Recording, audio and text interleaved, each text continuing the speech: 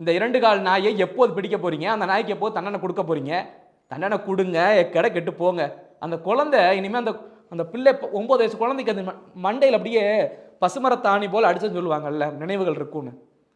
அந்த மாதிரி அந்த குழந்தைக்கு இது நினைவில் இருக்குமே. இனி அந்த பிள்ளையோட கடைசி நொடி வரைக்கும் வாழ்நாள் முழுக்க இது இருக்குமே. அந்த தாய் எப்படி இப்படி ஒரு குழந்தைய பார்க்க முடியுமா? ஒரு குழந்தைய அந்த தாயெல்லாம் அப்படி பார்க்க முடியும்? அப்படி சூழ்நிலை ஒரு குழந்தை ஒரு தாய்கிட்ட இப்படியெல்லாம் என்ன பண்ணுனான்னு ஒரு நாய் பண்ணுச்சுன்னு சொல்லும்போது இந்த தாய் எவ்வளவு கஷ்டப்பட்டிருப்பாங்க. இதெல்லாம் யாரும் கேட்கல, யாரும் பேச மாட்டீங்களே. இது சொல்லிக்கிட்டே இருக்கணுமா திரும்ப திரும்ப?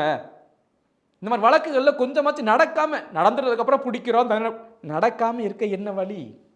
அந்த குழந்தை ரயில்வே ஸ்டேஷன் ஒட்டி தான் போயிருக்கு. பிள்ளைகள் அதிலேயே போகும்னு தெரியும்ல, எல்லாருக்கும் தெரியும்ல. அந்த பகுதியில் இருக்கக்கூடிய காவல்துறை என்ன பண்றீங்க? என்ன பாதுகாப்பு இருக்கு? அங்கே எத்தனை அளவுக்கு சிசிடிவி கேமரா வச்சிருக்கீங்க சொல்லுங்க. அப்ப என்ன, அப்ப நீங்க யாருக்கு தான் வேலை பார்க்குறீங்க?